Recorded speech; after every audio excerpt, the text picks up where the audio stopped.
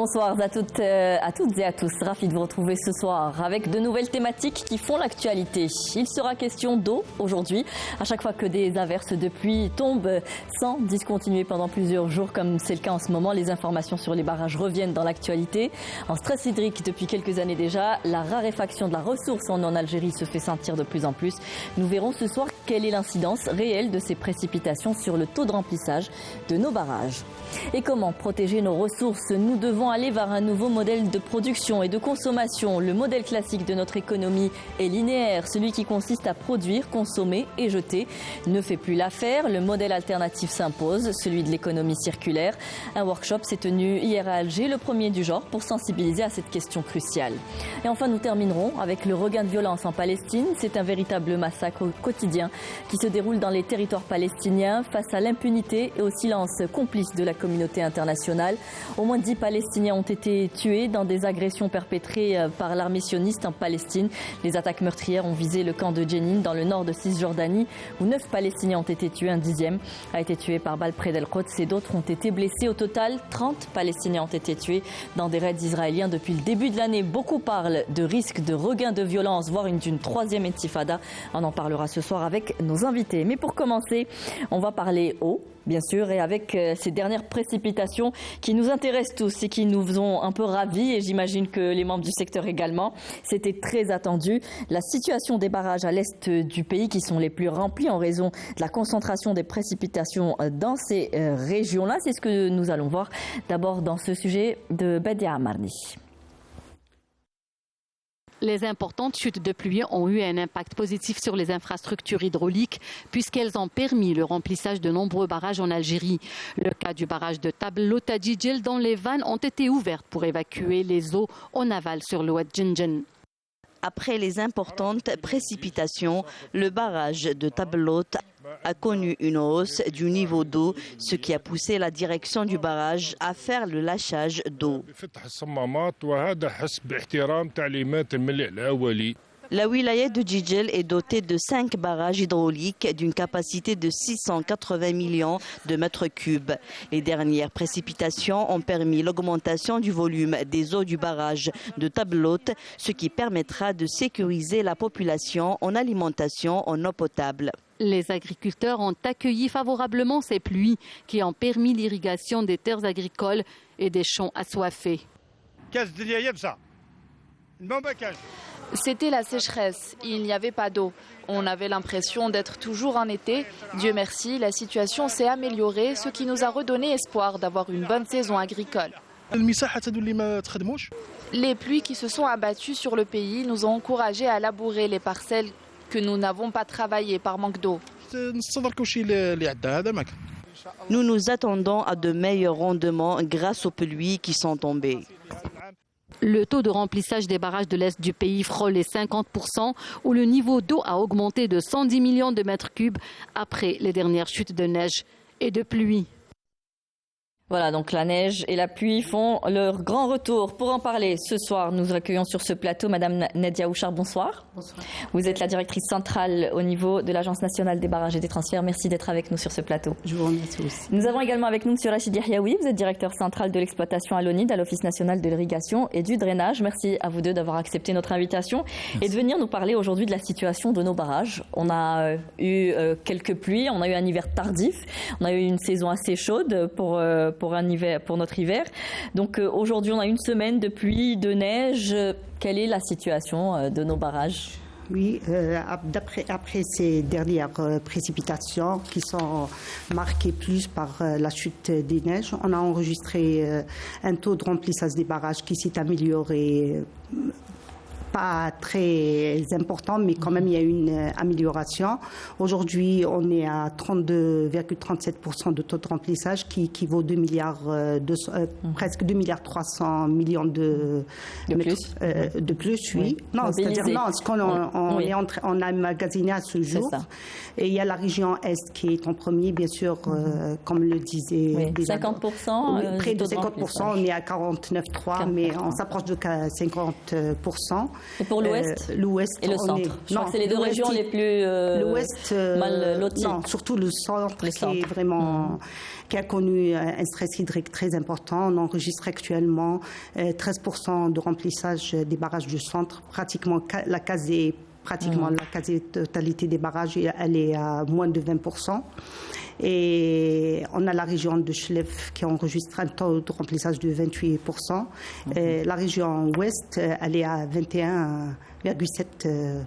Oui. Donc il y a un déséquilibre entre la répartition. On verra après comment essayer d'aller vers une équité à travers le transfert d'eau. Quand même, à travers cette semaine, on a enregistré un apport de 159 millions à travers tous les barrages, surtout les barrages de l'Est et 2-3 barrages dans la région centre et ouest. Durant tout le mois de janvier, on n'a eu que 200 millions, donc 159 déjà par rapport à une semaine, c'est très important. On est prêt à prendre n'importe quel goutte d'eau. Toute goutte d'eau est la bienvenue aujourd'hui, vu que nous souffrons d'un stress hydrique. Oui. Alors justement, quel impact ça a eu ce stress, ce manque de pluie sur notre secteur agricole? Non, effectivement, donc cette sécheresse a impacté négativement l'irrigation au niveau de nos périmètres. Donc on est arrivé à donner des doses de survie beaucoup plus pour l'arboriculture et on est arrivé à faire des tours d'eau pour les agriculteurs et on a essayé à maintes reprises d'essayer de sensibiliser l'agriculteur pour l'utilisation des équipements ou bien d'un matériel économisant l'eau. Oui, parce que les techniques ne sont pas connues par tous les agriculteurs. Justement, il y a beaucoup de déperditions, de pertes à ce niveau-là. Alors, vous disiez, le taux avancé est de 32%, mais il est relatif. Il représente le rapport du volume de barrage, y compris la vase.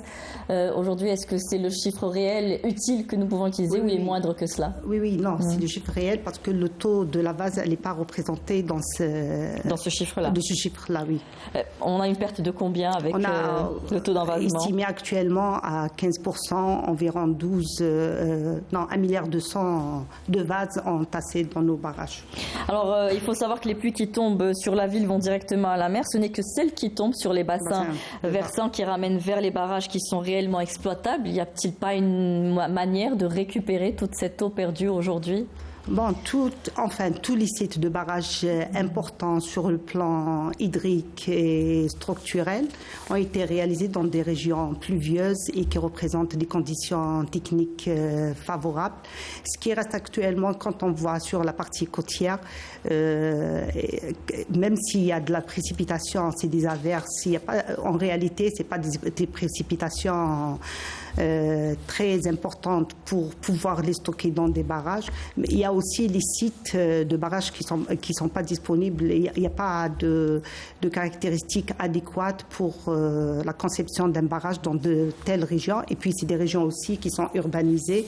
Donc, ça nous devient très difficile, même s'il y a un site côtier, ce sera très difficile de programmer la réalisation d'un barrage. Soyez sûrs et certains, même dans les régions côtières telles que l'Est, on a Tarof, Skikda, Jijel, Bijaya, tous les sites des barrages, ils sont soit édifiés, soit ils sont en cours d'étude. Alors nous avons 81 barrages en total, dont 6 ne sont pas exploités, on verra tout à l'heure. Combien de barrages aujourd'hui exploitez-vous pour l'irrigation, quand on sait que c'est le secteur qui consomme le plus aujourd'hui en termes de volume d'eau? Effectivement, donc le secteur de l'hydraulique agricole consomme environ 70% de la ressource non mobilisée. Et actuellement, donc, nous avons 40 barrages qui desservent nos périmètres d'irrigation. Et en totalité, nous avons 44 périmètres. L'ONID exploite actuellement 44 périmètres d'irrigation. Et quand on sait le déséquilibre qu'il y a entre les régions, j'imagine qu'il y a des régions qui souffrent plus que d'autres. Oui, certainement. Donc, c'est beaucoup plus la région centre qui a souffert beaucoup plus durant ces 3 dernières années. C'est parce qu'il y a l'affectation de la ressource en eau qui était au niveau des barrages du centre a été beaucoup plus affectée pour la consommation en eau potable. Donc aujourd'hui, il faut aller vers d'autres solutions, des solutions alternatives pour arriver à irriguer. Vous disiez tout à l'heure, on a privilégié l'arboriculture, il a fallu procéder par des priorités. Oui, effectivement. Donc, on est obligé de faire des choix maintenant. Dans ces conditions, donc, la goutte d'eau qui est disponible, on a fait le maximum pour la répartir équitablement sur nos périmètres et sur les agriculteurs. Donc, de telle manière, on a appliqué des tours d'eau pour les agriculteurs. Et comme je le disais auparavant, donc, on a sensibilisé les agriculteurs à utiliser les équipements économiseurs d'eau. Pour l'alternative, donc, beaucoup de forages ont été autorisés à l'intérieur des périmètres suite à la situation de stress hydrique et suite à l'insuffisance de la ressource en eau. C'est que ça va perdurer en plus avec les changements climatiques. Et on peut pas deviner, donc ça, on ne peut pas savoir qu'est-ce qui va se passer dans le futur. Mais justement, il faut prévoir. Il faut avoir des...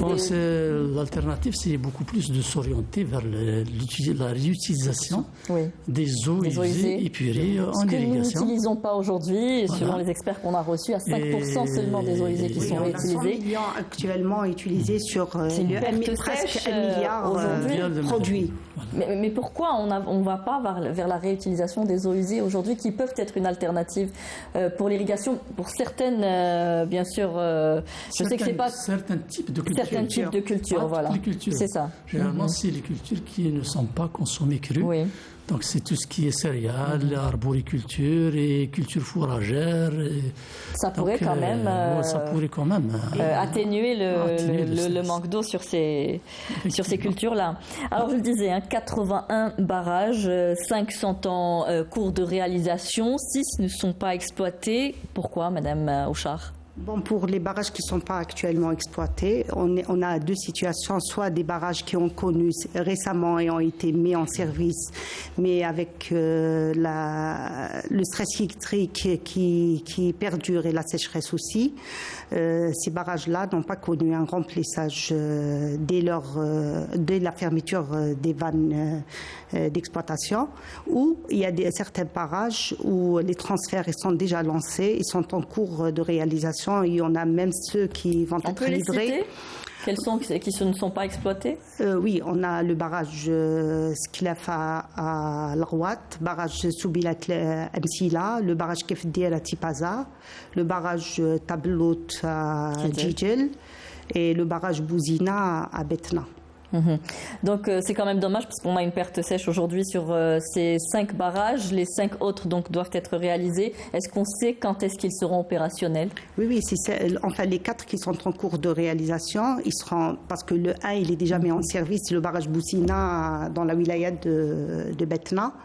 Ces 4 barrages ils seront mis en service progressivement d'ici la fin de l'année 2023, voire même premier trimestre 2024. D'ailleurs, on s'attend à une augmentation à 9 milliards de mètres cubes en 2024, on aura avec une la mise en exploitation de 4 ou de 5 4 autres barrages. On aura 85 barrages avec 9 milliards de mètres cubes. Parce qu'actuellement, avec les 81, on a 8,6 milliards de mètres cubes. D'ailleurs, on voyait tout à l'heure dans le reportage le barrage de Tablout, il est rempli aujourd'hui à 88-90%. C'est parce qu'il n'est pas encore exploité. Oui. En attendant son exploitation, aujourd'hui, il faut aller, donc, je le disais depuis tout à l'heure, vers des méthodes, donc, alternatives. Vous me parliez de la récupération des eaux usées. Vous parliez tout à l'heure en off, avant juste l'émission, c'est d'aller aussi vers l'exploitation de la nappe albienne. C'est possible aujourd'hui de faire ce transfert du sud vers les hauts plateaux. Il faut y penser. Pour le transfert sud-nord, donc le projet est en étude pour la partie audit. Donc c'est une possibilité de transférer une quantité importante d'eau vers les hauts plateaux. Et pour ce qui est des eaux du Sahara, donc actuellement... Qui ne sont pas renouvelables, on le sait, donc il faudra les préserver également. Pour le côté ONID, nous avons actuellement des opérations de 31 forages au niveau de Ouergla, de l'Oued et Biskra, ainsi qu'une opération de 15 000 mètres linéaires de forage, ce qui est l'équivalent de 8 forages. Donc ça va permettre pour les 8 forages, ça va permettre l'irrigation d'environ 1500 hectares. Pour les 31 forages, on peut aller jusqu'à 3500 hectares. Donc on va vers l'extension de la superficie irriguée au niveau de ces wilayats. Alors on sait qu'au niveau des barrages, quand ils sont remplis, on procède à des lâchers d'eau. Est-ce que ces lâchers d'eau sont perdus ou est-ce qu'on peut les récupérer? Beaucoup d'experts préconisent de récupérer cette eau, de la transporter avec des bateaux, comme ça se fait dans d'autres pays. Est-ce que nous, on pense à aller justement à récupérer cette eau qui est perdue et dont nous avons grandement besoin? C'est pas évident, mais parce que déjà ces lâchers, on les opère pour des raisons techniques et généralement avec la venue des pluies, les lâchers sont préconisés pour pouvoir chasser une partie de la vase qui est stockée au fond des barrages. Donc si on récupère une eau très chargée en sédiments, il faut d'abord la traiter, la déposer, enfin la stocker quelque part. C'est pas ces opérations sont faites d'une part pour nettoyer le fond des cuvettes de barrage, en même temps parfois pour des raisons techniques, tel le barrage Tablote, parce qu'il a connu son premier remplissage. C'est un barrage très jeune, donc on ne connaît pas encore son comportement vis-à-vis du remplissage. Donc il faut laisser le temps pour atteindre la cote de retenue normale. Alors justement, vous dites qu'il est jeune. Par contre, les autres barrages qui ont plus de 50 ans aujourd'hui connaissent un problème de vétusté, de maintenance, de fuite, d'envasement. Il y a eu une opération de dévasement des barrages sur une période de 2019 à 2024. Où est-ce qu'on en est? Elle est toujours en cours. Elle a été arrêtée. Comme vous le savez, pour dévaser 1 mètre cube d'eau, il nous faut quand même 3 millions de... Elle est très coûteuse. Non, même l'eau. Oui. On n'a pas eu l'eau, donc on ne pouvait pas se permettre d'évaser et de jeter cette eau-là, on en a vraiment besoin pour l'alimentation en eau potable et parfois dans certains barrages pour l'irrigation. Donc, comme je le disais, pour dévaser 1 mètre cube d'eau, il nous faut 3 mètres cubes d'eau en parallèle. Donc, durant cette période, pratiquement toutes les opérations de dévasement ont connu un arrêt. Est-ce qu'aujourd'hui, nous sommes dans justement cette situation d'urgence? Est-ce que pour la reprise des travaux et le lancement des autres barrages, il y a un programme spécial? Oui, il y a un programme. Chaque année, chaque loi de finances, on inscrit un programme spécial, c'est-à-dire l'entretien des retenues des barrages. Elle se fait d'une manière continue. Vous disiez une perte de 18%, donc... non, de 15%. Mais en réalité, ce n'est pas une perte, parce que là, ces 15%, ils sont déjà quantifiés dans la conception initiale du barrage. Là, on vient entraver un chemin à l'écoulement d'eau et au phénomène naturel. Là, le barrage, on a barré pratiquement toute la circulation de l'eau vers l'aval. C'est tout à fait normal pendant les crues. Les eaux elles sont chargées de sédiments. Ces sédiments-là se déposent au fond des retenues de barrage. Et cette tranche-là, on l'appelle techniquement une tranche morte qui se remplit par les sédiments, elle est déjà prise en considération. Donc, il y a certains barrages qui dépassent vraiment 50-60 ans, qui connaissent un envasement avancé, mais les barrages qui connaissent des envasements de 2, 3, 4%, plus jeune, plus récent. Ça, il est pris en considération. On ne peut pas parler d'envasement. Alors, aujourd'hui, on a des barrages donc, plus jeunes, d'autres plus vieux. Là, je sais que aussi cette opération d'envasement est très coûteuse. Donc il faut aussi des moyens financiers importants derrière. Très important, pour procéder, parfois, parce qu'on n'a pas le choix, il n'y a pas d'autres sites pour édifier ces barrages-là. C'est pour ça qu'on y va vers des opérations de dévasement. Mais elles nous coûtent pratiquement presque la réalisation d'un autre petit barrage, d'une retenue collinaire. Le mètre cube dévasé, il équivaut 36 dinars le mètre cube. Donc imaginez dévaser 5 millions de mètres cubes dans un barrage. Et si 5 millions après une crue, on va encore recevoir 500 000, 200 000. C'est-à-dire, il faut, pour nettoyer un barrage, il faut des opérations en continu. Alors, d'autres méthodes sont recommandées par les experts, comme le reboisement, les corrections torrentielles, la plantation d'arbres fruitiers, la construction de retenues. On est là-dedans. C'est des méthodes préventives.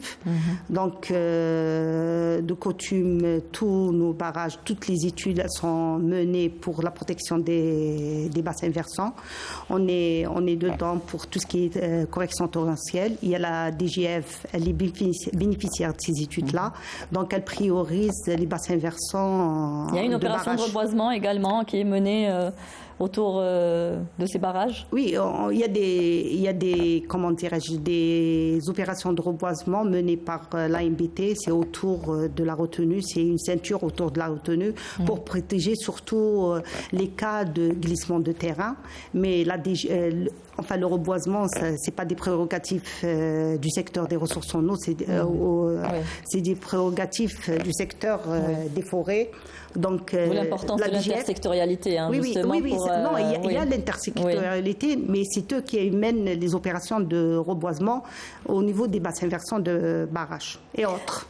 Alors justement, il faut un minimum de combien aujourd'hui du taux de remplissage, on va dire, pour espérer une période plus ou moins sereine? Il faut qu'on en arrive à combien? Est-ce que 50% suffisent? Est-ce que c'est la limite pour un temps très court? On a besoin de combien aujourd'hui? Bon, pour ce qui est du côté irrigation, donc généralement on dépend strictement du taux de remplissage des barrages. Il faut estimer le taux de remplissage à combien pour être plus ou moins serein pour l'irrigation? Ça doit dépasser les 60%. 60%. 60. C'est-à-dire c'est la moyenne. À avoir des quotas. On est à 32%.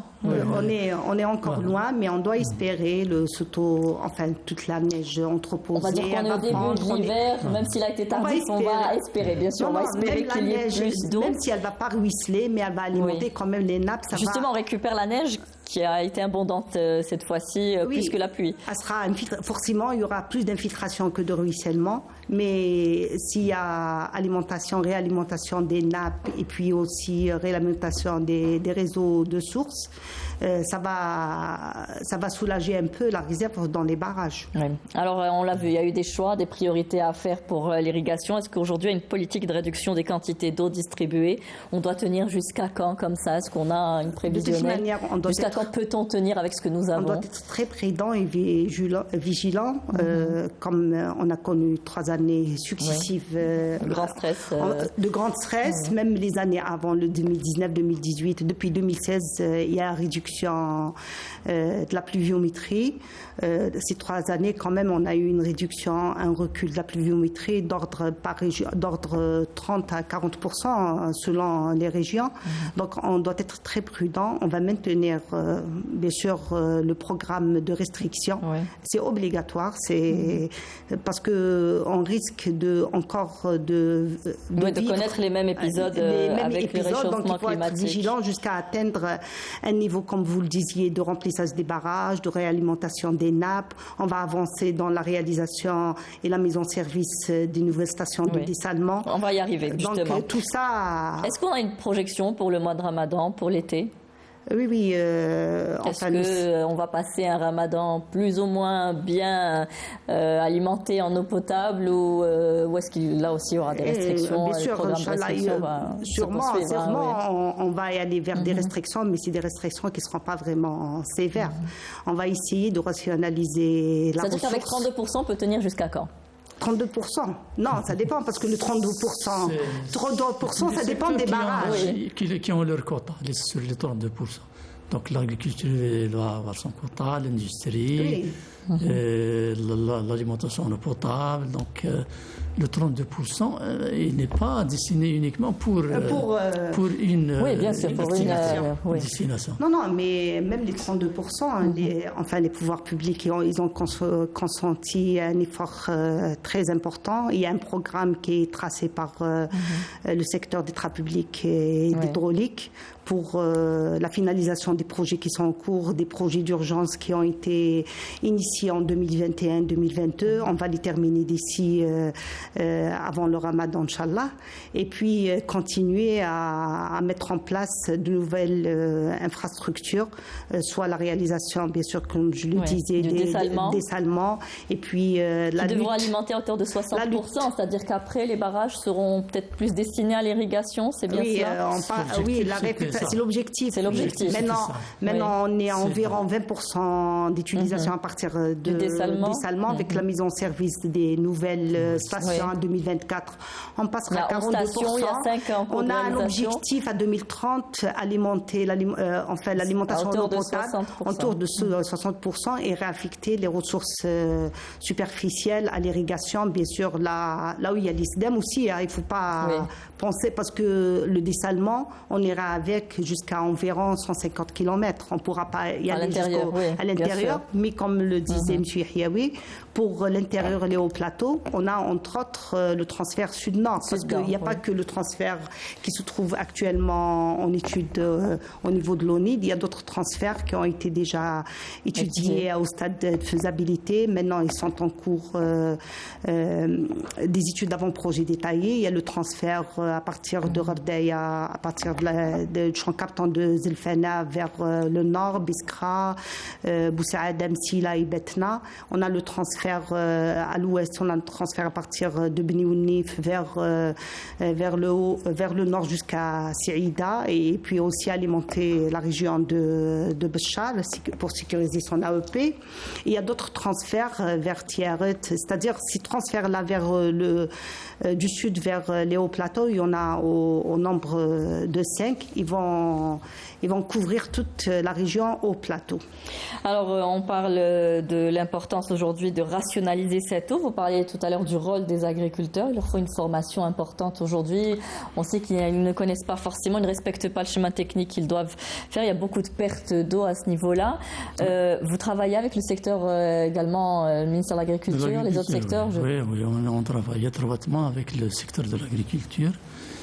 Et puis donc, on fait toujours des campagnes de sensibilisation, des journées techniques, et des dépliants, et on fait des SMS à travers le mobile.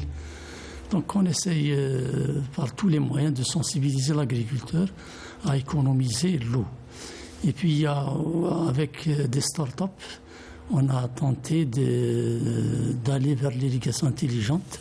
Actuellement, on est sur l'expérimentation sur 3 périmètres. Donc, c'est des capteurs qui sont donc implantés au niveau à 70 cm de profondeur. Et ils communiquent le taux d'humidité, la température, la salinité à un automate qui traite les données et avertit l'agriculteur sur les 3 paramètres pour qu'il prenne ses dispositions à ajuster tel ou tel paramètre. Très bien. Donc, ils sont en phase d'expérimentation et que nous comptons généraliser à travers nos périmètres. Alors, l'interconnectivité, c'est important pour l'équilibre régional, pour l'équité en alimentation en eau potable et bien sûr la solidarité entre les régions. Le projet de transfert des eaux de Oued Sebaou vers le barrage de Taksept dans la wilaya de Tizi Ouzou a été mis en service cette semaine à la faveur d'importantes chutes de neige. Taksept qui a beaucoup souffert aujourd'hui, qui était en zone rouge et qui souffre toujours. Il y a des barrages qui sont en zone rouge aujourd'hui. Beaucoup de barrages qui sont en zone rouge. Comme je le disais, la plupart des barrages, pratiquement la moitié, sont inférieurs à 20% de leur remplissage. Le barrage Taksept, même avec ces dernières précipitations, il a enregistré un apport uniquement de 5 millions. Alors qu'il a une capacité de 170 millions. Oui. Donc, le transfert du Sibaou vers Taksept, il vient pour renforcer les apports du barrage Taksept. Il a été déjà une partie, la première phase. Mise en service 2022. Et la deuxième phase est prévue pour quand ? Non, elle est déjà mise en service ce mois-ci pour 90 000 mètres cubes jour. Il y aura la troisième phase, elle va augmenter à 270 000. Elle sera mise en service en 2023. Au courant de cette année. Très bien, merci mesdames et messieurs de nous avoir éclairés sur la situation. Donc il faudra faire encore attention et rationaliser cette eau et espérer que nous ayons un hiver plus pluvieux. Absolument. absolument. Merci d'avoir été avec nous. Et justement, on va rester, c'est la transition est toute faite pour parler de notre prochain thème. On comprend donc par là tout l'intérêt d'optimiser la gestion de nos ressources en eau tout au long de son cycle dans un objectif de bouclage de flux et de sécurisation de la ressource, repenser les modes de production et de consommation pour protéger nos ressources et limiter la quantité de déchets générés. Tel est le grand principe de l'économie circulaire et c'est notre prochain thème. Le premier workshop s'est tenu hier au niveau de la Chambre nationale de l'agriculture. On regarde ce sujet, on revient juste après pour le débat. Organisé à la Chambre d'agriculture de la SAFEX, un workshop a regroupé des professionnels qui ont longuement débattu autour de l'économie circulaire agricole. Si on continue comme ça, on risque d'avoir ce qu'on appelle un épuisement de la ressource naturelle, parce que chaque fois on utilise, et on risque d'avoir aussi une accumulation de déchets. Alors l'idée c'est quoi? C'est de revoir un petit peu ce modèle de l'économie et le revoir à travers ce qu'on appelle l'économie circulaire. L'économie circulaire, c'est quoi? C'est ces rejets qui sont faits, de ne pas les rejeter et de les réutiliser. Les réutiliser une deuxième fois. Prenons un exemple dans l'agriculture. Vous savez que ce qu'on consomme, les épluchures, peuvent être réutilisés dans d'autres choses, comme compost, les différents sachets qui sont complètement utilisés. Dans tous les cas de figure, les démarches d'économie circulaire demandent surtout la coopération entre tous les secteurs de la chaîne de production. Donc il est important d'organiser ce genre d'événements, notamment de toucher le côté agriculture et agro-industrie. Donc pourquoi? Parce qu'à partir de cet événement, on veut intégrer la notion de l'économie circulaire dans ces deux secteurs-là, parce que ce sont des secteurs qui vont représenter dans le futur des nouvelles ressources, c'est-à-dire du point de vue matières premières et en même temps ressources naturelles en termes d'eau, d'amendements organiques, de fertilisants, en même temps de recyclage de tout ce qui est genre de déchets et de valorisation par la suite. Changement qu'on doit opérer pour rendre cette économie et cette part de notre économie circulaire, c'est-à-dire avec un retour à la valorisation et au recyclage. Les itinéraires techniques doivent être changés, modifiés surtout.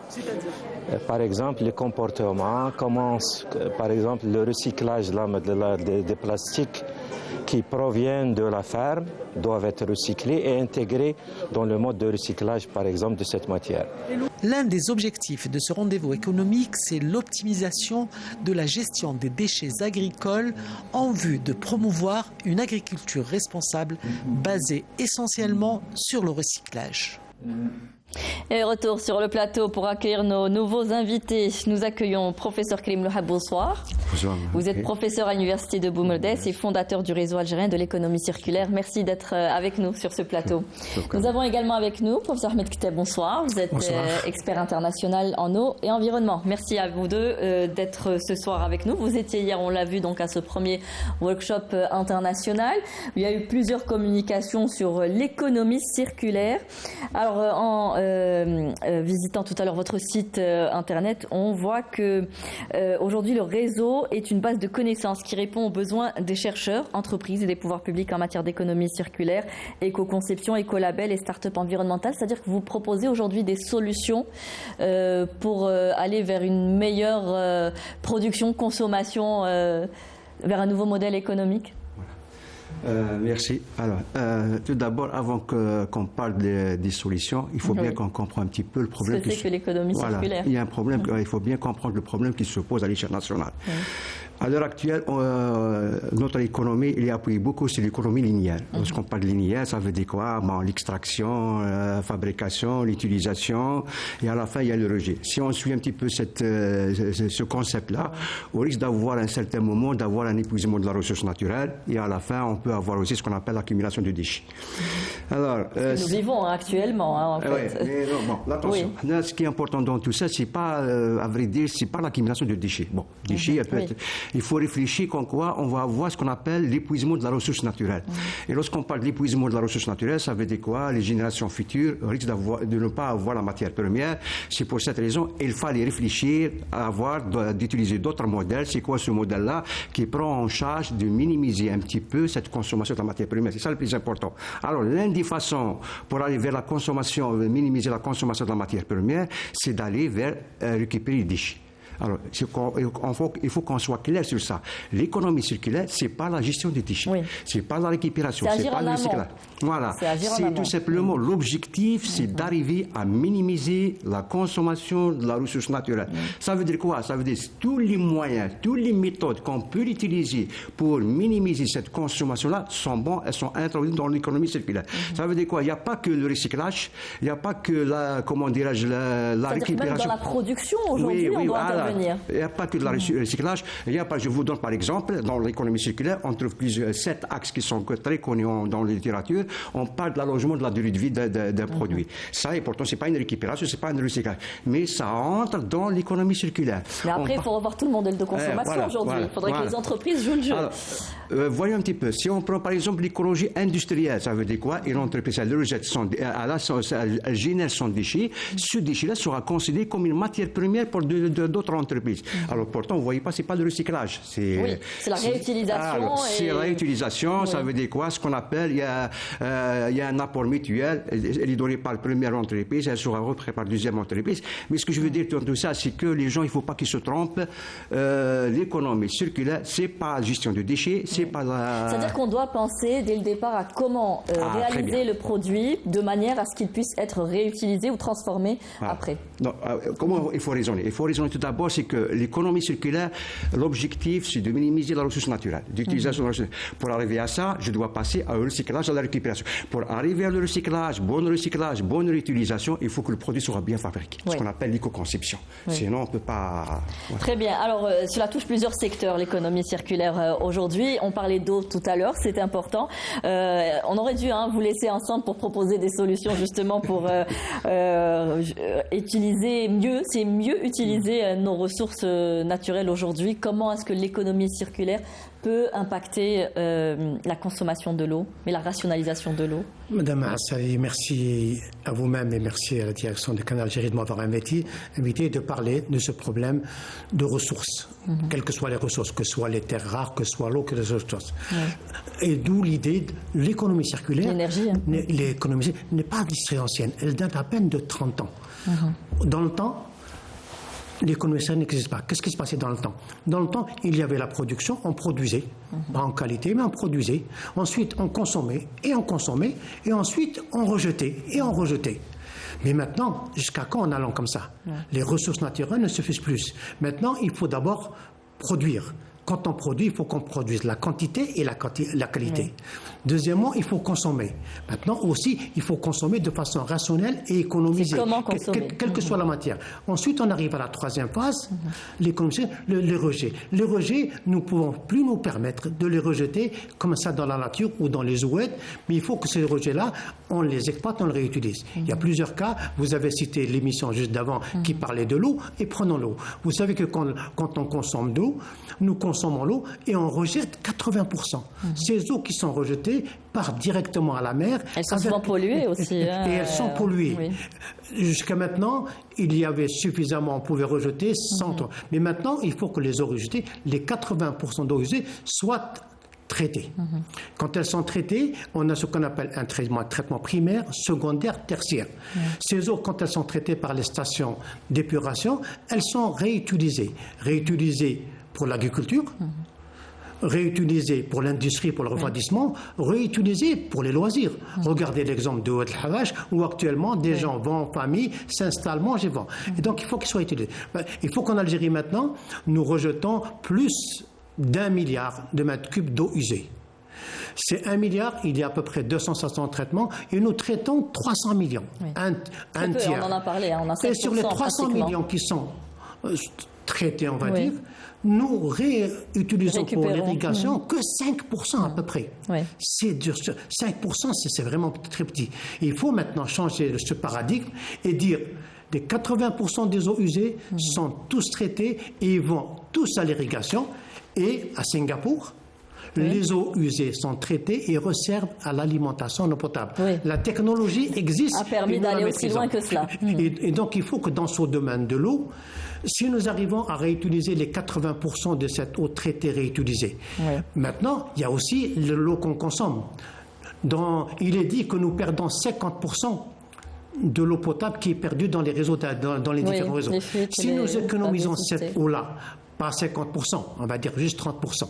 Avec les 80% des eaux usées, nous allons avoir du 110%. Ça veut dire que les capacités en eau actuelles pourrait être doublé, à condition de faire une bonne gestion, un bon management et à condition d'appliquer l'économie circulaire. Cette économie circulaire, on a cité l'exemple de l'eau, mais elle est appliquée dans l'agriculture, dans l'industrie, dans tous les domaines. C'est actuellement le modèle qui marche le mieux au niveau mondial, particulièrement dans les pays développés nordiques en Europe ou au Canada ou aux États-Unis.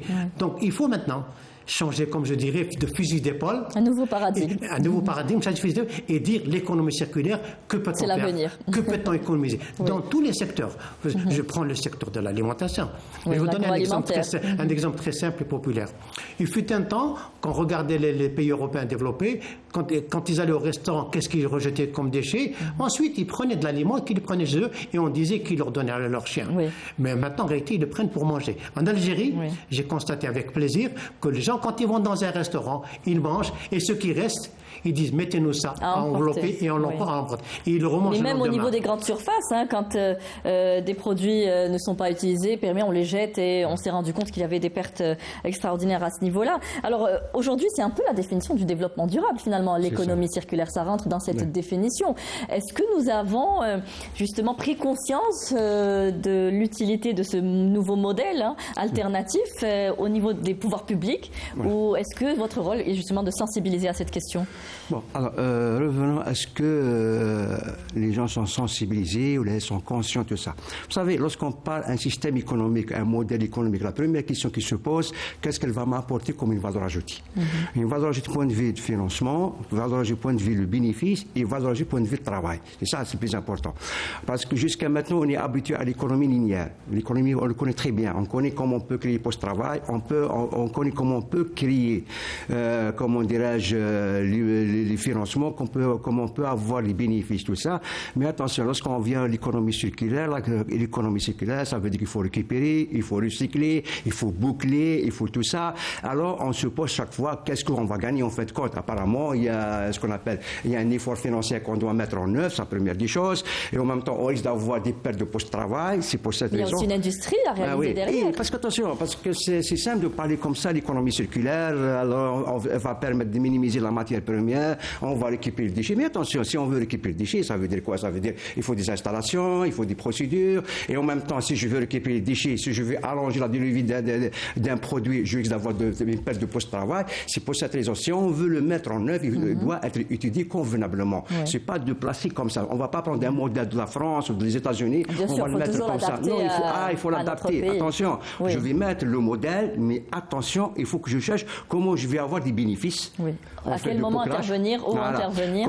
Comment je vais amortir un petit peu les investissements de recyclage, de récupération, et en même temps, comment je vais créer des postes avec des bouclages. On peut avoir création des petites start-up, des petites postes de travail, et comme ça, elle va compenser un petit peu. Si je compare, par exemple, qu'est-ce qu'on peut mettre comme un poste de travail. Je disais, c'est toute une industrie à créer derrière, et qui peut créer aussi de l'emploi dans l'économie circulaire. Mais est-ce qu'aujourd'hui, votre écho est arrivé, votre voix est portée justement au niveau des pouvoirs publics ? Voilà.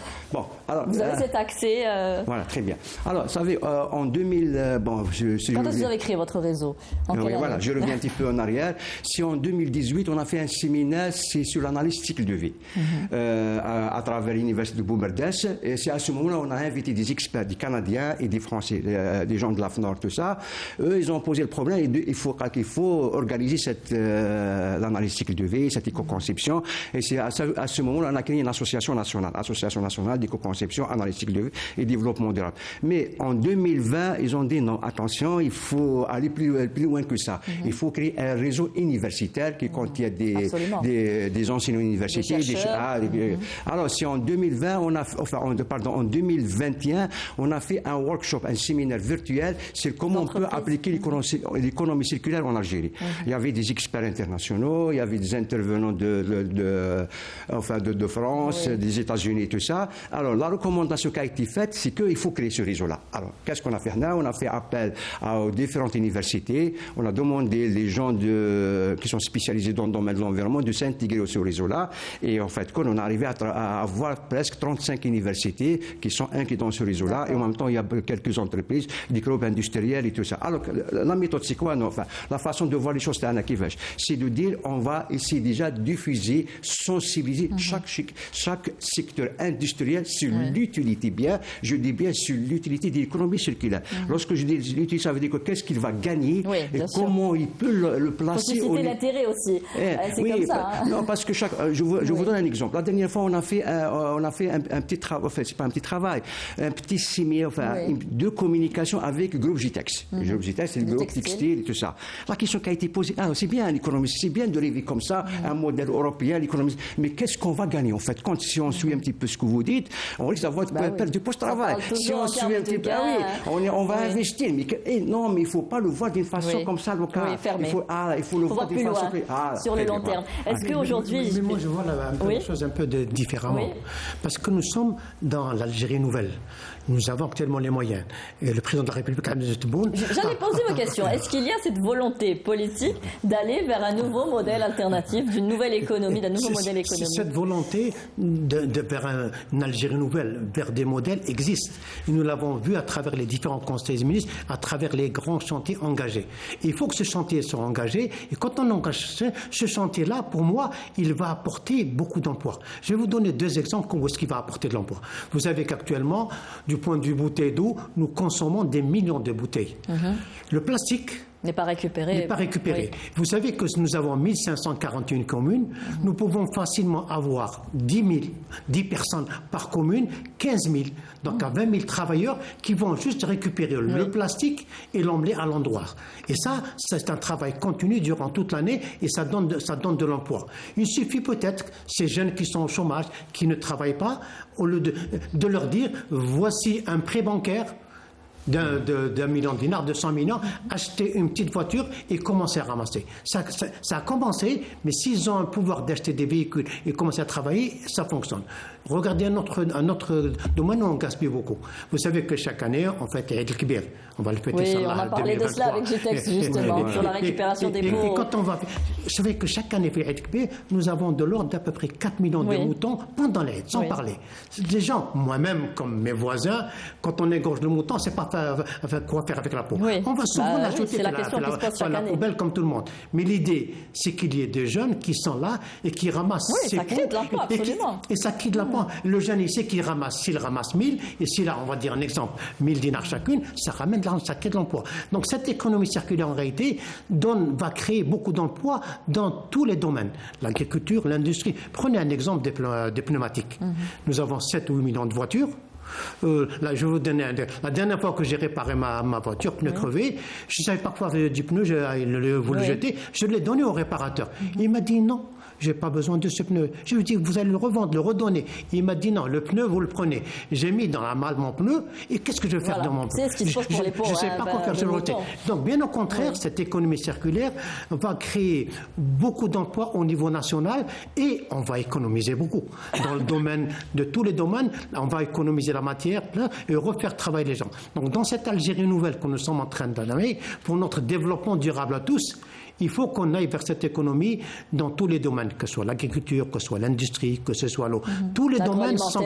Tous les domaines. Bien sûr, actuellement, nous sommes à une étape en Algérie de sensibilisation, d'information, pour sensibiliser... Quels sont les acteurs, justement, de l'économie circulaire? L'économie circulaire... Tous les ministères sont concernés. Donc, tous les ministères doivent faire. Mais aussi tous les citoyens. Tous les citoyens sont concernés pour moins gaspiller. Les entreprises, les citoyens. Donc, l'économie et tout le monde. Il faut que peut-être maintenant, du point de vue texte réglementaire, du point de vue loi, du point de décret, on revoie cela de façon plus efficacement et on aide les gens à aller plus dans cette économie. Et je pense qu'avec cette économie, on va gagner beaucoup de choses à tous les points de vue pour l'Algérie. Est-ce que... Oui. Allez-y. Oui, terminez votre phrase. Et donc, ce que je disais, il faut qu'on puisse réglementer ça, aider les gens à travailler et donner des possibilités. Oui, c'est-à-dire qu'aujourd'hui, rien n'oblige les pouvoirs publics ou les autres, alors que nous sommes inscrits dans le développement durable. Normalement, nous devons faire des efforts à ce niveau-là.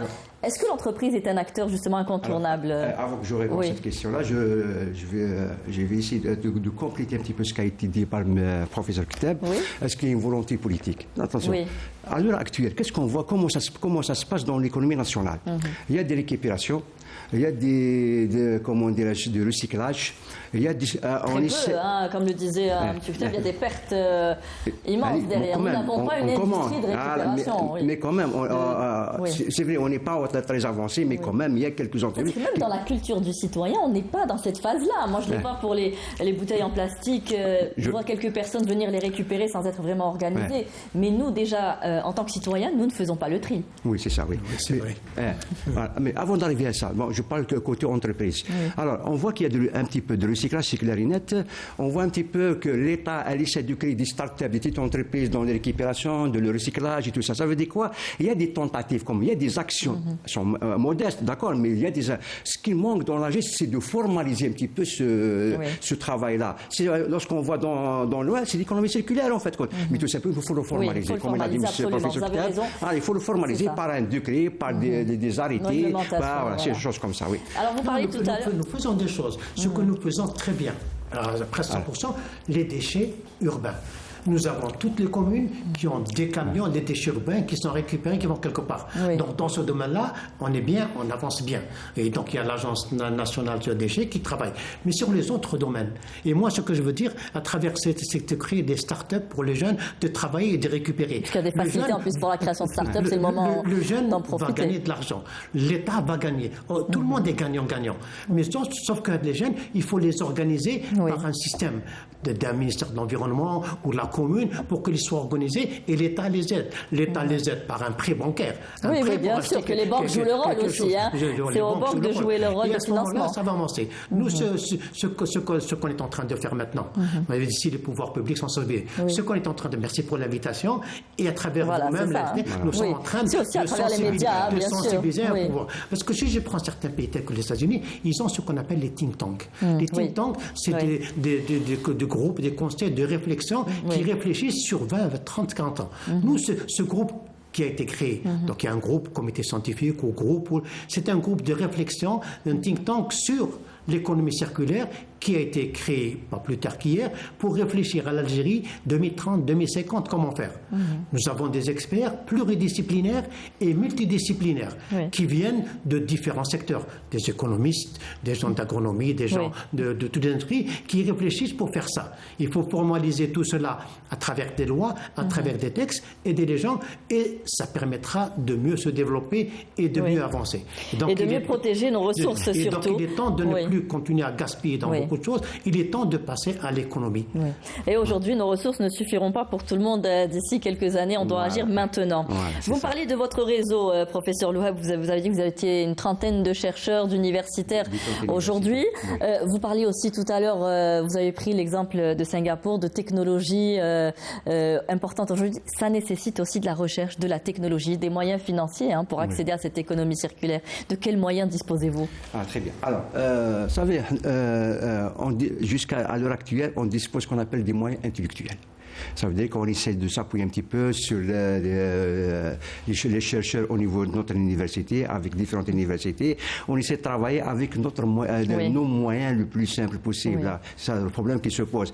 Mais attention, il faut bien que notre rôle, c'est pas de remplacer ou de prendre la place de l'État. C'est pas de prendre la place du ministère. L'université aujourd'hui, au contraire, c'est à ce niveau-là. Non, ce que je veux dire, notre rôle, c'est la réflexion. On est là, on veut appliquer l'économie circulaire. Avoir des laboratoires de recherche. Avoir des financements à travers les entreprises. On va vous sensibiliser, c'est quoi l'économie circulaire. On va vous convaincre c'est quoi l'économie circulaire. On va chercher les outils à mettre en œuvre pour appliquer l'économie circulaire, à savoir l'analyse cycle de vie par exemple, à savoir l'écolabel, à savoir l'empreinte de carbone, à savoir le label de bas de carbone. On est là pour faire cette réflexion-là maintenant. Maintenant, lorsqu'on passe au côté financier, tout ça, c'est la question qui fâche. C'est la question qui fâche. On fait de la recherche universitaire. Je pense, à mon avis, il faut commencer. Je dis chaque fois qu'on doit commencer. par réflexion, on va essayer de sensibiliser les gens sur l'intérêt de l'économie circulaire. Vous savez, à l'heure actuelle, on parle maintenant de l'empreinte carbone. Vous savez, il y a, en 19, le mois passé, 19 décembre, on a fait un séminaire, un workshop sur l'empreinte carbone et l'économie circulaire. On a essayé de faire comprendre aux gens qu'en quoi le dégagement de carbone, il ne faut pas le voir tout simplement dans l'entreprise. Il faut le voir déjà à partir de la matière première, parce que je peux choisir une matière première, moi, émettrice du carbone. Alors c'est pour ça qu'on parle de l'empreinte de carbone. Et récemment, on a mis en place un groupe de travail, ce qu'on appelle un groupe de bas de carbone, qui est en train de travailler pour élaborer le label, tout ça. Mais tout ça, c'est de la réflexion. On commence déjà par la réflexion, on essaie de convaincre les gens. C'est à ce moment-là, on va essayer de chercher, bien sûr, les sources de financement à travers différents... Justement, il faudrait peut-être brasser plus large et toucher les entreprises qui peuvent apporter ce financement, créer aussi les recherches et développement au niveau de leurs entreprises. Oui, je suis d'accord avec vous. Le problème qui se pose, c'est qu'il faut tout d'abord les convaincre. Vous savez, quand je vous avais donné un exemple, par exemple avec le groupe GTEX, il y avait des jeunes chercheurs, enfin des jeunes ingénieurs, la question qui a été posée, on le voit, il y a des investissements en plus, on risque d'avoir perdu de post-travail, alors il faut les convaincre, c'est pas comme ça qu'il faut voir les choses. Lorsqu'ils seront convaincus sur l'utilité de ce modèle-là, c'est à ce qu'on peut demander des financements, on peut demander des aides. Mais il faudrait que pour faire vos études, aussi avoir un minimum. Pour faire ce travail-là, professeur Louhab, c'est ce que je viens de dire. Vous savez que nous avons actuellement fait l'enseignement supérieur 1600 laboratoires de recherche. Les 1600 laboratoires peuvent intervenir dans l'économie circulaire et travailler. Vous savez que maintenant, actuellement, le ministère de l'enseignement supérieur a créé un réseau dessalement et dans lequel il a mis 100 milliards et les gens sont en train de travailler sur le dessalement. Nous pouvons aussi créer donc un réseau d'économie circulaire au niveau national avec les financements et que les gens travaillent. Et quand je dis les gens travaillent, c'est l'enseignement supérieur avec ce laboratoire, avec l'ensemble des ministères, l'ensemble des secteurs, l'ensemble des entreprises. Il faudrait peut-être maintenant affiner plus cette relation enseignement supérieur recherche et industrie, l'affiner plus. Cette relation, si je prends l'exemple des startups, l'enseignement supérieur avec le ministère des startups sont en train de créer des masters, des licences avec une master avec une création de startups. Et nous avançons. Donc l'enseignement supérieur dans la création des startups avec l'autre ministère sont en train de travailler. Maintenant, même au niveau de la formation, il faudrait intégrer de nouvelles formations aussi au niveau des universités, professeur Louhab. Il faudrait maintenant qu'il y ait un réseau circulaire dans ce domaine-là avec un financement et avec l'ensemble des secteurs. Et on pourrait avancer à ce moment-là pour plus développer l'Algérie. Alors, il reste quelques secondes pour conclure. Vous avez parlé un petit peu de l'enseignement supérieur, la formation, tout ça. Alors, c'est ça l'avantage du réseau. Le réseau, à travers, parce qu'il y avait une convention entre le ministère de l'Environnement et l'Union européenne, il y avait un projet, ce qu'on appelle le projet WES, Water Environment Sustainable, tout ça. On a bénéficié, à travers ce projet-là, on a formé déjà 20 enseignants au niveau de l'université du Boumel de l'économie circulaire. Et en même temps, on a introduit un module dans le master 1 en génie de l'environnement. Ils l'ont fait de 2022 sur le concept de l'économie circulaire. Ils ont arrivé même à créer des petits projets comme ça, des projets de start-up si vous voulez, innovants dans le domaine de l'économie circulaire. Ça veut dire quoi? Ce que je veux dire, le réseau déjà, il est en train de faire un travail de sensibilisation. Avec les moyens qu'il a. Avec les moyens qu'il a, voilà, exactement. Eh bien, nous espérons que vous puissiez aujourd'hui engranger plus de moyens pour arriver à sensibiliser davantage les pouvoirs publics et les entreprises ainsi que les citoyens. Merci d'avoir été avec nous sur ce plateau, messieurs, et d'avoir participé à ce débat. Je vous propose de rester encore un petit peu avec nous, le temps de passer à notre troisième thématique. Je vous le disais en titre, la Palestine. Les territoires palestiniens sont témoins d'une escalade de violence qui s'est intensifiée ces derniers jours avec le massacre de 10 Palestiniens par les forces sionistes lors d'une prise d'assaut du camp de réfugiés de Jenin dans le nord de la Cisjordanie jeudi dernier. Pour en parler, nous avons avec nous de Genève, Monsieur Riyad Sidaoui, bonsoir. Bonsoir. Vous êtes politologue, merci d'être avec nous, je le disais, depuis Genève. Et nous avons aussi avec nous depuis Paris, Monsieur Dominique Vidal, vous êtes journaliste et historien. Merci d'être avec nous également. Bonsoir. Merci. Alors, je vais donner la parole d'abord à Monsieur Sidaoui. Alors, est-ce qu'on peut réellement parler de regain de violence en Palestine ou est-ce qu'il y a une continuité depuis l'année dernière, depuis 2022 ? Il y a un regain, évidemment, parce qu'on est face à un gouvernement encore extrémiste, encore raciste, encore qui prêche la violence. Officiellement, on a vu le ministre de la Police, qu'est-ce qu'il dit à propos des Palestiniens. Donc, quand on voit un gamin qui a 13 ans et qui lutte, qui prend son pistolet, ça veut dire le peuple palestinien est dans le désespoir total. Même les autorités palestiniennes dirigées par M. Mahmoud Abbas, qui est considéré même par les Américains comme le plus modéré, le modéré des modérés, mais il a dit arrêtez-vous, ça tourne au massacre. Donc, les Palestiniens sont en train de vivre des moments très très difficiles. D'abord, c'était Gaza, et aujourd'hui, c'est Ramallah, aujourd'hui c'est Jénine, aujourd'hui c'est d'autres villes en Cisjordanie. Apparemment, l'entité sioniste Israël ne respecte pas même les accords internationaux, ne respecte pas ce peuple palestinien. Et malheureusement, je dirais, quand je vois l'Ukraine est soutenue par l'Union européenne et par les États-Unis d'Amérique, les Palestiniens, même par leurs frères arabes, à l'exception de l'Algérie ou d'autres rares États arabes qui ont soutenu la cause palestinienne, on voit d'autres États arabes qui ont normalisé avec Israël. D'ailleurs, pendant la normalisation des accords d'Abraham, un ministre des Affaires étrangères a dit, arabe évidemment, il a dit, nous on a imposé nos conditions sur Israël. Voilà, avec ces accords, Israël ne va plus élargir. Ça a un peu éclipsé la question palestinienne. Alors, Israël n'a jamais respecté, même les accords avec des États arabes. Non. Très bien. Alors, Monsieur Vidal, justement, je parlais tout à l'heure de regain de violence ou poursuite des affrontements. Ceux-ci n'ont jamais cessé en 2022. Près de 200 Palestiniens ont été tués par les forces de l'ordre de l'armée sioniste l'an dernier. Alors, quelle lecture faites-vous de ce regain de violence ou de cette situation actuelle ? Le regain est indiscutable. En moins d'un mois, 37 morts palestiniens, 7 morts israéliens. Il est clair qu'il s'est passé quelque chose, et ce quelque chose, c'est l'arrivée au pouvoir d'un gouvernement plus à droite que jamais, plus à l'extrême droite que jamais en Israël. Non seulement il y a un Likoud radicalisé, 2 partis ultra-orthodoxes théocratiques, mais 3 partis suprémacistes, racistes, homophobes, misogynes, qui ont des postes clés au gouvernement, puisque Itamar Ben-Gvir est ministre de la Sécurité nationale, et Bezalel Smotrich se retrouve non seulement ministre des Finances, mais en charge en fait de la Cisjordanie. Donc c'est un danger pour les Palestiniens, bien sûr, on le voit clairement.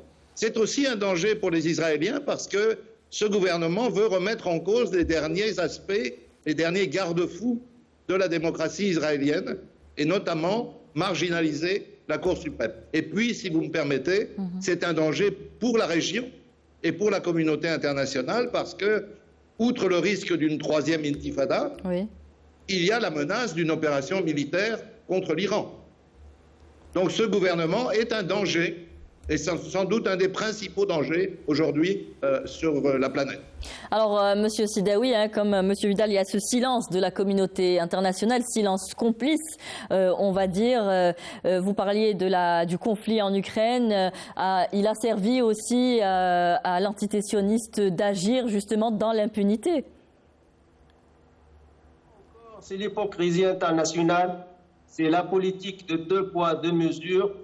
Dès qu'il s'agit des Palestiniens, de la Palestine, on n'a rien vu, on n'a rien entendu, on ne veut rien voir, on ne veut rien entendre. Malheureusement, je dis malheureusement et amèrement, le monde n'est pas juste. Le monde n'est pas juste, ce n'est pas une nouveauté, nous savons depuis toujours que le monde n'est pas juste. Et il y a un risque que les Palestiniens se radicalisent eux aussi face à un gouvernement extrémiste.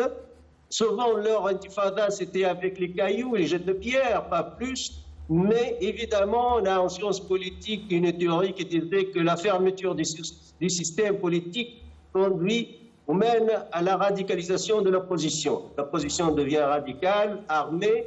Et à mon avis, c'est le cas des Palestiniens aussi, c'est le cas en Cisjordanie. Avec ce gouvernement, finalement, ils vont faire comme leurs frères à Gaza, ça veut dire prendre les armes, se défendre avec les armes, parce que l'entité sioniste Israël n'a pas laissé beaucoup de choix aux Palestiniens. Alors, je le disais, Monsieur Vidal, la communauté internationale émet de temps en temps des protestations, mais n'a jamais fait aucune pression, encore moins pris des sanctions contre l'entité sioniste. Son impuissance est-elle volontaire?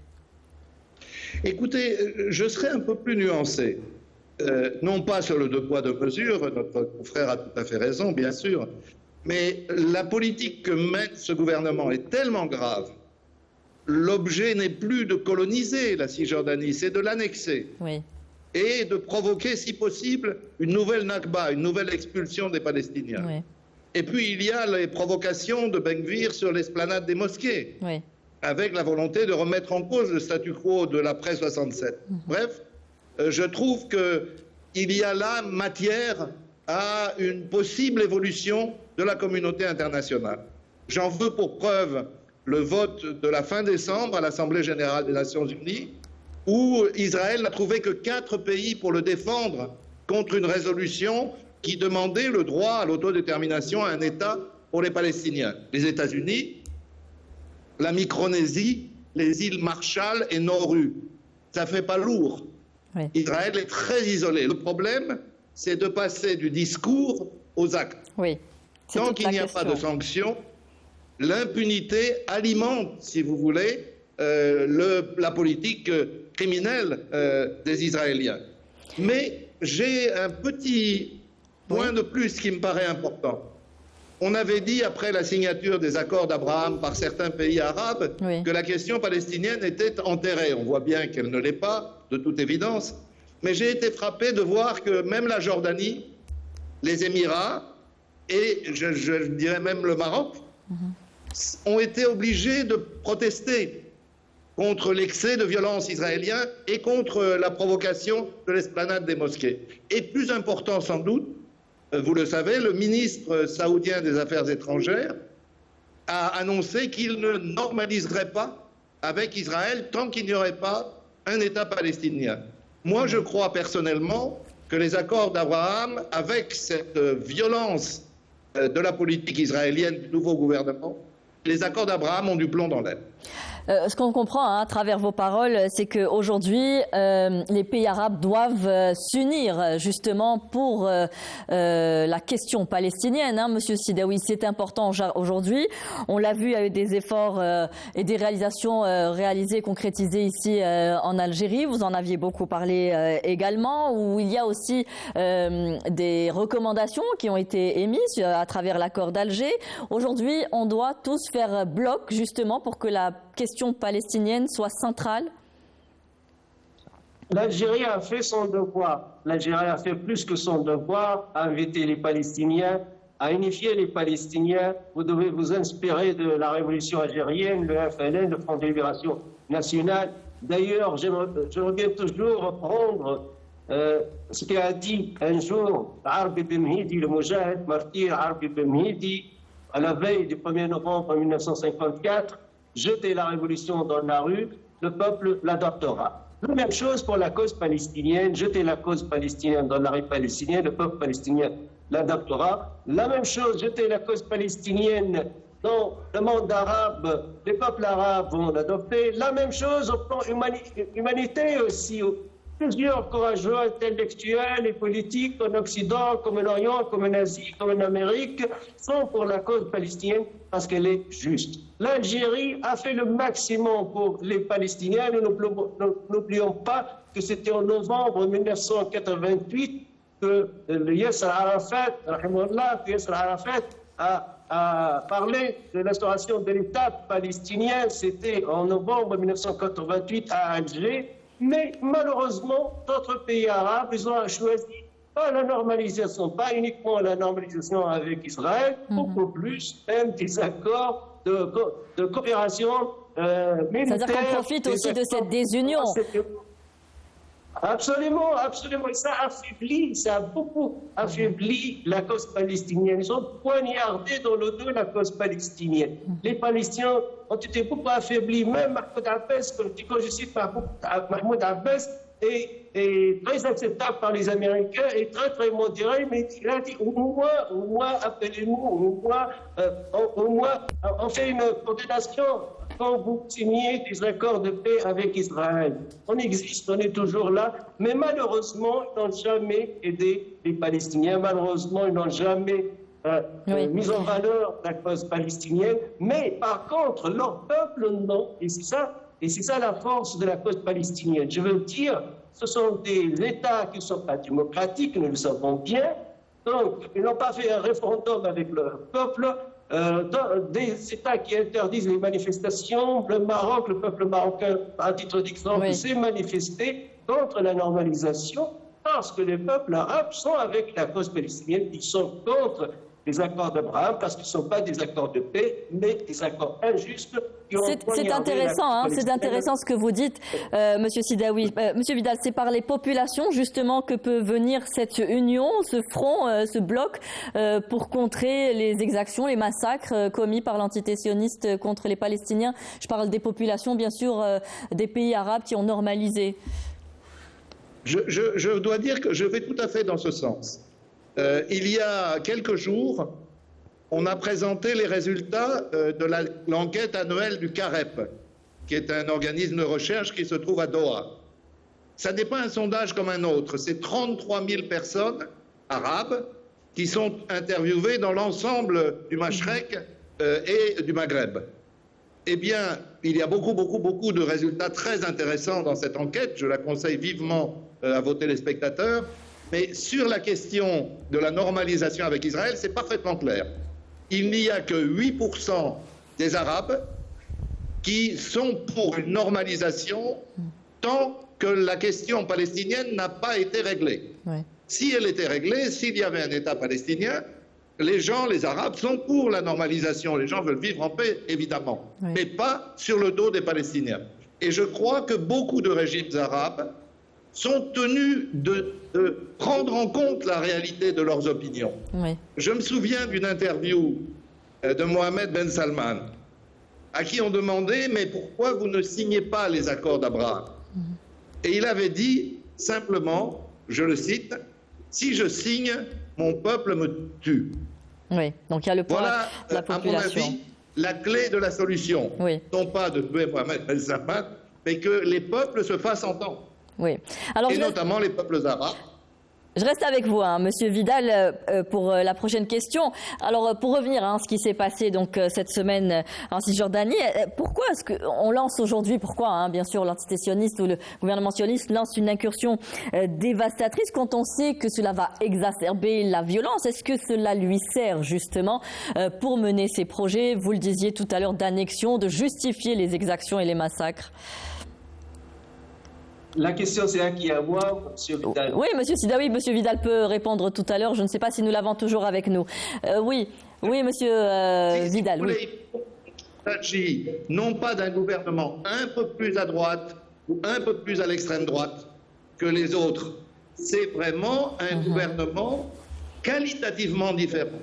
Oui. Il y a 3 partis qui sont, et qui le disent eux-mêmes d'ailleurs, des partis fascistes. Bezalel Smotrich comme Itamar Ben-Gvir ne cachent pas qu'ils sont fascistes. Oui. Donc leur problème, c'est d'écraser les Palestiniens, de faire taire la communauté internationale, d'en finir avec ce qui reste de démocratie en Israël pour pouvoir réaliser le grand Israël, c'est-à-dire un Israël qui inclut annexer Jérusalem-Est, la Cisjordanie, la bande de Gaza, comme aussi évidemment le Golan. Donc vous avez là une volonté de faire. Et ce qui est tout à fait frappant quand on regarde, vous avez raison, c'est une politique contre-productive. Oui. Ils sont intervenus à Jenin d'une manière barbare. Ils ont tué 10 personnes en une journée. Pourquoi? Ils voulaient empêcher, disent-ils, un attentat.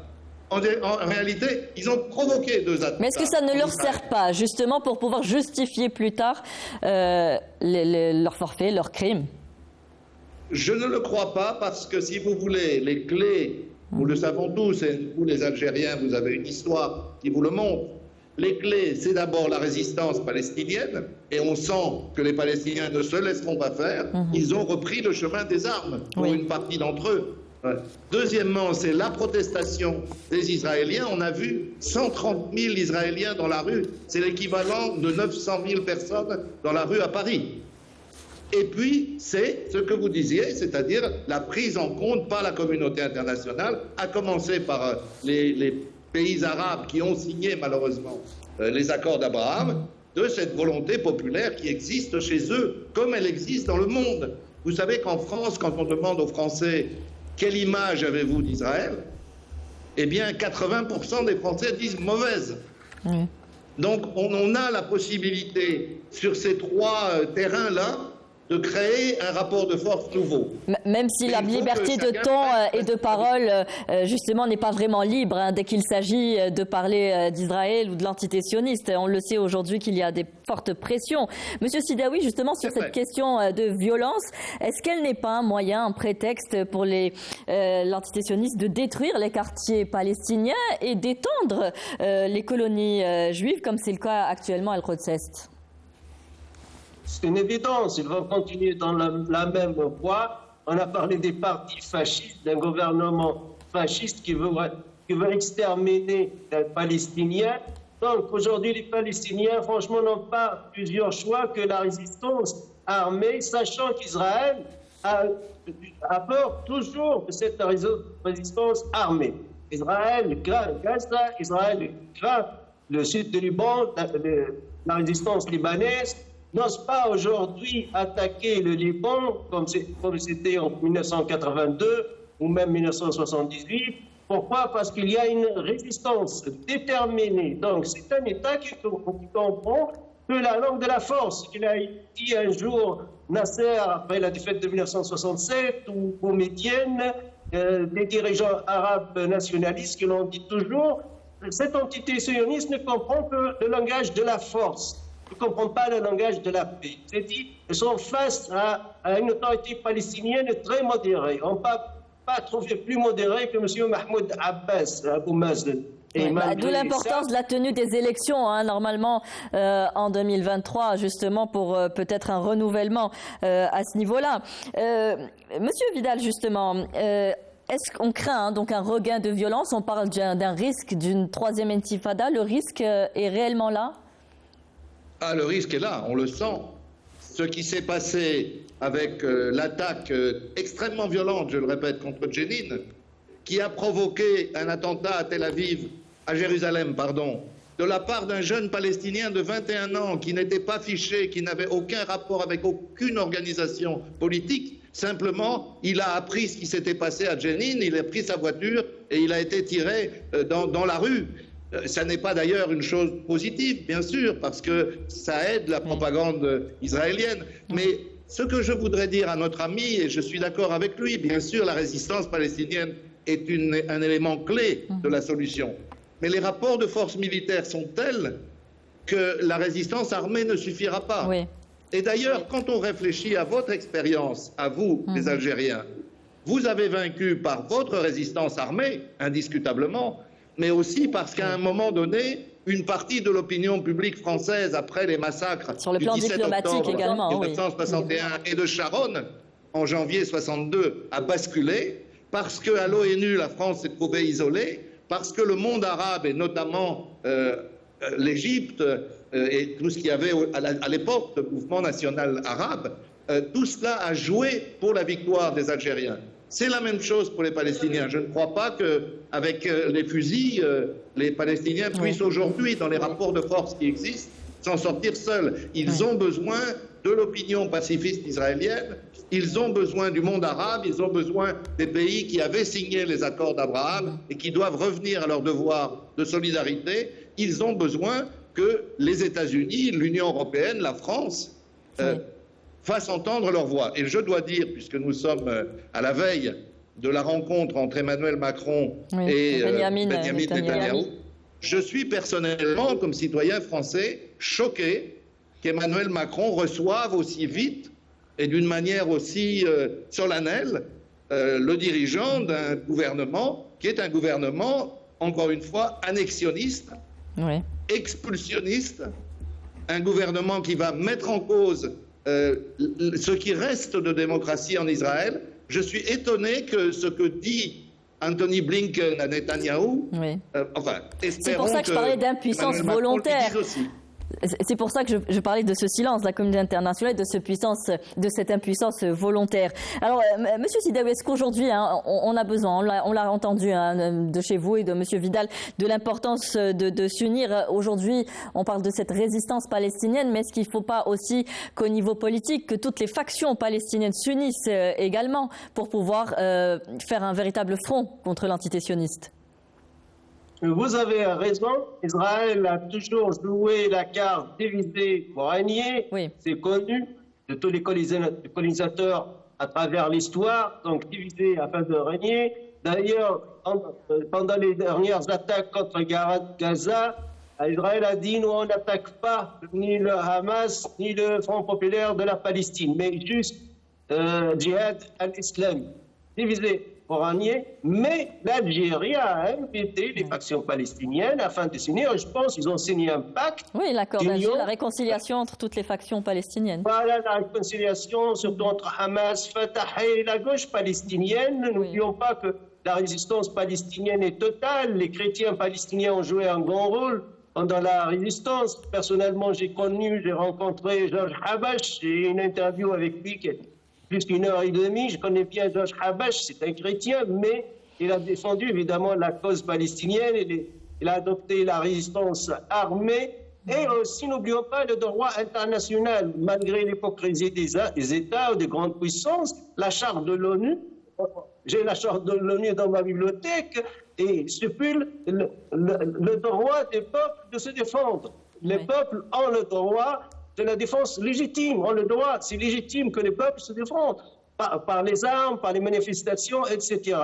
Donc, c'est une cause juste, la cause palestinienne, c'est une cause juste face à un gouvernement fasciste qui veut exterminer les Palestiniens, mais je pense que la résistance est toujours là, elle est pacifique, elle est politique, elle est diplomatique, mais moi ce qui m'inquiète évidemment, c'est l'affaiblissement du soutien arabe tout d'abord, comme je l'ai dit, puisqu'il y a des États arabes qui ont normalisé contre les intérêts de la cause palestinienne avec Israël, et aussi l'opinion publique mondiale qui est plus occupée aujourd'hui pour la guerre de l'Ukraine et la Russie que ce qui se passe en Palestine. Ça, c'est très inquiétant. Alors, Monsieur Vidal, on parle de cette réconciliation entre les factions palestiniennes, cet accord d'Alger, donc une prouesse réussie aujourd'hui. Il faut commencer aussi par là, par avoir une force politique unie où la population aussi pourrait se reconnaître.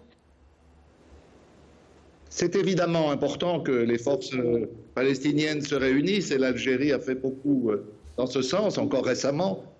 J'ai quand même un doute sur la légitimité de ces forces aujourd'hui. Ce qui est apparu lors du printemps palestinien de 2021, lorsque Mahmoud Abbas a reporté les élections qui étaient prévues, législatives et présidentielles, avec l'accord du Hamas et avec l'accord d'Israël, on a l'impression que les Palestiniens, l'opinion palestinienne, notamment les jeunes, ne veulent plus ni du Fatah ni du Hamas. Elles sont censées se tenir en 2023, les prochaines élections. Et je crois qu'il faut essayer de contribuer à ce que se rénove le cadre politique palestinien pour que les jeunes puissent s'y reconnaître. Aujourd'hui, la défiance à l'égard du Hamas à Gaza, à l'égard de l'autorité palestinienne et du Fatah en Cisjordanie à Jérusalem-Est, cette défiance est très forte. Donc ils ont besoin de ce renouvellement politique important. Des élections devraient se tenir en 2023. Il faudrait aussi que l'entité sioniste puisse le permettre. Avec l'arrivée de ce gouvernement d'extrême droite, fasciste comme vous le décrivez, le permettra-t-elle ? Oui, je veux d'ailleurs insister parce qu'on a toujours dit, et en Algérie on aime bien utiliser les mots forts, on a toujours dit fasciste. Mais aujourd'hui, j'y insiste, ce sont les dirigeants israéliens... Monsieur Vidal. Oui, c'est eux-mêmes le disent. Bezalel Smotrich dit « je suis fasciste et homophobe ». Itamar Ben-Gvir dit « je suis fasciste ». Et Ehud Barak, l'ancien Premier ministre, dont on ne peut pas dire que ce soit un gauchiste, a dit « ce gouvernement est fasciste ». Donc il faut bien prendre les mots au pied de la lettre. Ça n'est plus. Il ne s'en cache même plus aujourd'hui. Voilà, c'est une droite extrêmement déterminée. Elle veut l'annexion. Pas seulement la colonisation. Et l'expulsion de tous les Arabes. une nouvelle expulsion, une nouvelle Nakba. Alors, Monsieur Sidaoui, il y a eu, bien sûr, le gouvernement de l'entité sioniste de Benyamin Netanyahou a annoncé des mesures pour approuver davantage de permis de port d'armes et de construire de nouvelles unités de peuplement de colonies. On va vers une volonté de regain de violence. Aujourd'hui, si on facilite le port d'armes au niveau des citoyens. Évidemment, c'est là on cherche une escalade quelque part. Absolument, on a étudié en sciences politiques, comme j'ai dit dès la première de science, la fermeture du système politique, ça veut dire l'absence de négociation, l'absence de la volonté de négociation, conduit à la radicalisation de l'opposition. En l'occurrence, ce sont les Palestiniens. Donc, les Israéliens ne laissent pas beaucoup de choix pour les Palestiniens que prendre les armes, comme Gaza, comme la résistance libanaise, et reclencher la lutte armée. Mais évidemment, cette lutte armée doit être accompagnée par un travail diplomatique, un travail politique, un travail au plan des médias, expliquer à tout le monde que nous sommes tout d'abord victimes, et c'est la légitimité de la défense finalement. Même la charte de l'ONU est avec nous, même le droit international est avec nous. On a le droit de se défendre comme tous les peuples agressés dans le monde. Alors je terminerai sur cette question pour vous, messieurs, en quelques secondes, s'il vous plaît. On va parler du silence des médias internationaux que vous estimez dangereux, Monsieur Vidal. L'indifférence des médias occidentaux, une médiatisation sélective aujourd'hui. Comment l'expliquez-vous? Elle est dans la tradition des médias en France qui ont depuis longtemps l'habitude de traiter différemment du conflit israélo-palestinien par rapport à d'autres conflits.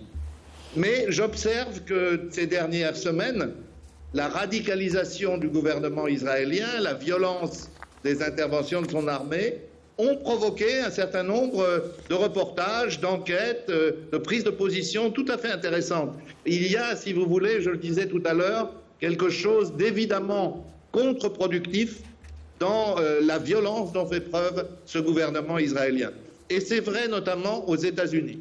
Et je veux, si j'ai juste un mot à dire pour conclure, insister sur l'importance, non pas seulement de ce qui va se passer à la Maison-Blanche, mais aussi de ce qui se passe dans l'opinion américaine. Oui. Rarement l'opinion américaine a été aussi critique d'Israël. Oui. Rarement les Juifs américains, qui sont quand même 6 millions, presque autant qu'en Israël même, rarement les Juifs américains ont été aussi critiques à l'égard de la direction israélienne. Ce sont des éléments qui peuvent peser pour une évolution de la politique de ce qui reste quand même la première puissance mondiale, notamment au Proche-Orient. Votre avis sur la question, Monsieur Sebaoui, pour terminer, sur ce que vient de dire Monsieur Vidal? Je pense que la cause palestinienne, c'est toujours une cause juste. Et il y a beaucoup de travail à faire au plan médiatique. Et on a les réseaux sociaux aujourd'hui, pas uniquement les médias lourds. Oui. Nous savons bien qu'ils sont contrôlés par des oligarchies occidentales, les archi-milliardaires, les sociétés multinationales, ils ont leurs propres médias. Mais il y a les réseaux sociaux, il y a de bouche à oreille. J'ai lu quelque part, j'ai oublié vraiment la référence, qu'il y a eu un référendum, ça fait des longues années, fait par l'Union européenne, qui est l'État ou le groupe qui menace la paix dans le monde. 65% des Européens, ils ont répondu, c'est Israël, l'entité sioniste, qui menace la paix dans le monde. Et ça a ébranlé les gouvernements occidentaux, parce qu'ils sont pro-israéliens, nous savons bien, et qui a ébranlé même l'entité sioniste. Voilà. Merci messieurs d'avoir répondu à nos questions et d'avoir été en direct avec nous depuis Genève et depuis Paris. Merci à vous deux. Merci à vous tous de nous avoir prêté attention. Je vous souhaite de passer une excellente soirée, une excellente fin de soirée sur Canal Algérie. Et je vous dis à mercredi prochain.